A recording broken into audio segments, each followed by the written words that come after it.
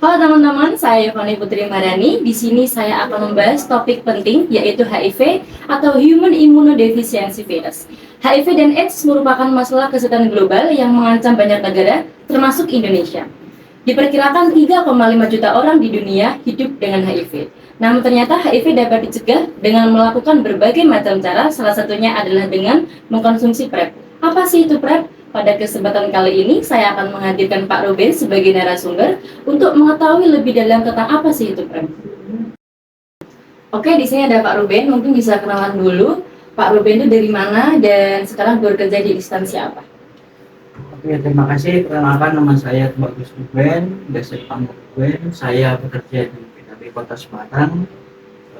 Saat ini saya sebagai koordinator lapangan dan juga saya juga sebagai konselor adiksi di PKB Kota Semarang. Oke, kita langsung pada temanya ya Pak ya. Bisa diceritain nggak Pak, apa itu PrEP dan bagaimana sih sejarahnya?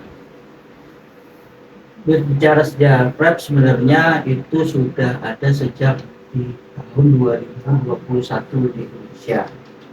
Namun implementasi perjalanan program itu baru diterapkan pada tahun 2022, yang dimana sampai dengan tahun 2023 ini sudah adanya 21 kota kabupaten yang sudah terpilih.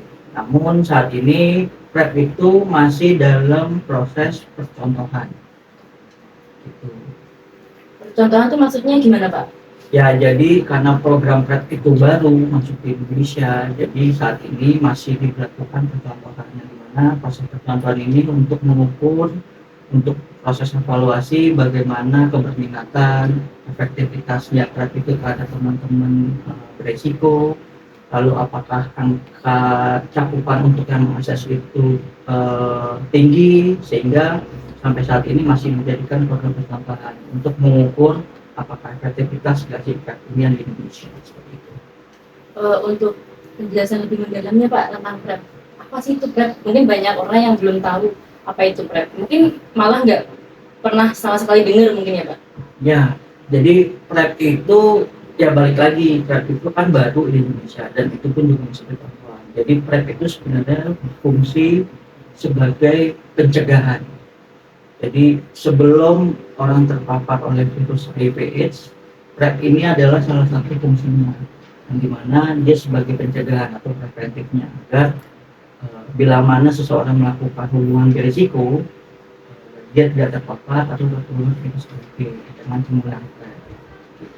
Tadi kan fungsinya untuk sebagai pencegahan ya Pak. Nah berarti itu PrEP itu ditujukan untuk siapa saja Pak? Sampai saat ini PrEP itu masih diberikan kepada kelompok-kelompok yang memang memiliki faktor tingkat risiko pemaparan virus HIV yang terjadi melalui hubungan seksual. Jadi itu biasanya terjadi pada kelompok-kelompok atau komunitas-komunitas yang biasanya disebut itu dengan lelaki seksual. Karena secara tingkat risiko mereka sangat tinggi.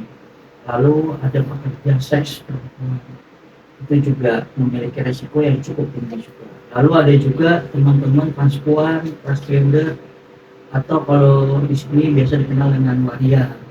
Lalu yang terakhir juga teman-teman pengguna narkotika suntik, yang itu dihasilkan dari penggunaan jarum suntik bekas secara bergantian.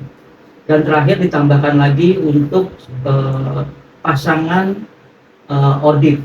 Jadi orang yang dengan status HIV/AIDS memiliki pasangan yang pasangannya belum positif, nah itu sangat disarankan untuk mengakses atau menggunakan PrEP. Tadi kan sasarannya kayak agak-agak sensitif ya Pak. Nah itu bagaimana cara mereka untuk mendapatkan PrEP itu Pak? Mungkin syaratnya atau bagaimana prosedurnya gitu? Jadi PrEP ini biasanya saat ini ya yang dilakukan adalah gencar-gencar dilakukan promosi melalui media sosial yang pertama. Lalu yang kedua, karena kami di PKB Kota Semarang merupakan lembaga atau NGO yang juga ditunjuk untuk menjalankan program PrEP, di mana kami ini ditunjuk sebagai focal point PrEP oleh GWL-INA dan UNH, di mana tugasnya adalah yang pertama mempromosikan, yang kedua memberikan informasi terkait PrEP kepada teman-teman berisiko, Lalu yang ketiga adalah merujuk mereka untuk datang ke layanan puskesmas yang ada layanan PrEP, lalu bisa dengan melalui tes HIV dan TMS. Jadi hanya cukup dua itu saja syaratnya untuk seseorang bisa mengakses. Nah itu kan syaratnya cukup hanya dua aja Pak. Itu kalau untuk mendapatkan PrEP itu kira-kira gimana Pak? Saat ini di Kota Semarang itu ada 4 layanan puskesmas sebagai penyedia layanan PrEP. Yang pertama adalah Puskesmas Halmahera, Puskesmas Poncol, Puskesmas Legosari, dan Puskesmas Kedung. Di mana ini kemungkinan di tahun 2024 akan ada pengembangan lagi atau penambahan beberapa layanan lagi yang ada di Kota Semarang. Yang tujuannya sebenarnya adalah mendorong cakupan untuk teman-teman yang berisiko tadi untuk mengakses PrEP. Lalu goalnya adalah bagaimana setidaknya target pemerintah atau target Kementerian Kesehatan terkait penanggulangan HIV/AIDS menuju tahun 2030 itu bisa tercapai. Berarti untuk di Provinsi Jawa Tengah tuh hanya ada di Kota Semarang ya Pak? Betul, saat ini baru Kota Semarang yang diberi kepercayaan dan dipilih. Dan hanya 4 puskesmas itu saja? Baru 4 puskesmas. Tapi kemungkinan besar ya, 2024 itu akan ada penambahan dan perluasan baik di Kota Semarang sendiri yang akan bertambah layanan PrEP-nya, termasuk di area luar Kota Semarang. Jadi kemungkinan ada lebih sekitar 14 bahkan kemungkinan lebih yang ada di beberapa kota lainnya di Jawa Tengah. Itu cukup banyak ya Pak ya penambahannya? 2024. 2024 tahun depan berarti ya. Untuk efek samping PrEP itu sendiri apa Pak? Dalam penelitian PrEP sebenarnya efek samping PrEP itu sangat ringan. Namun kembali lagi kan tubuh seseorang itu berbeda pada saat mengkonsumsi obat. Tapi biasanya dari hasil pencatatan di depan teman-teman tugas lapangan PKB Kota Semarang, hampir sebagian secara umum ya itu biasanya hanya mual, pusing, mungkin di awal ada diare, tapi itu pun juga tidak berlangsung lama. Walaupun memang ada juga kasus yang dimana beberapa teman-teman itu mengakses PrEP itu dalam satu hari itu merasa lemas secara fisik. Oh, tapi hanya beberapa ya Pak itu ya? Hanya beberapa. Gejala umumnya hanya kayak seperti pusing, mual gitu. Berarti itu gejalanya termasuk gejala ringan ya Pak? Bukan gejala yang bukan efek samping yang gejala berat gitu ya? Ya, betul. Andai kata pun berat, biasanya di awal pada saat si klien akan mengakses PrEP, biasanya dokter yang memberikan obat itu biasanya dilakukan konseling dulu, ditanyakan apakah ada alergi obat dan lain-lain.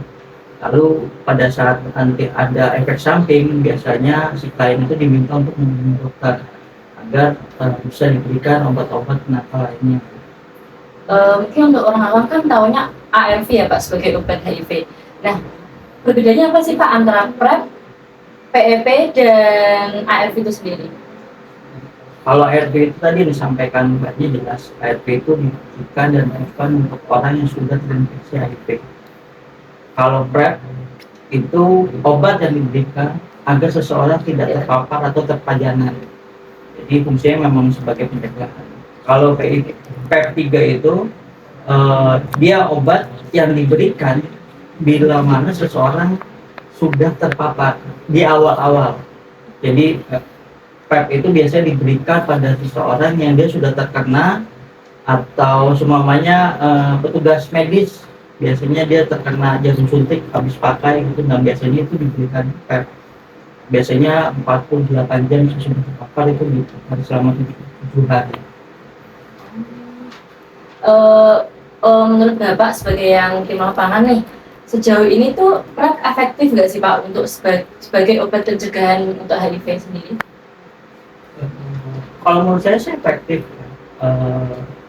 tapi di luar itu sebenarnya yang masih menjadi PR ini saat ini adalah bagaimana meningkatkan kesadaran teman-teman yang memang dia memiliki resiko. Kalau berbicara efektif, PrEP ini sangat efektif dalam pencegahan. Sejauh ini PrEP cukup berfungsi, cukup efektif juga untuk melakukan pencegahan HIV ya Pak. Ya.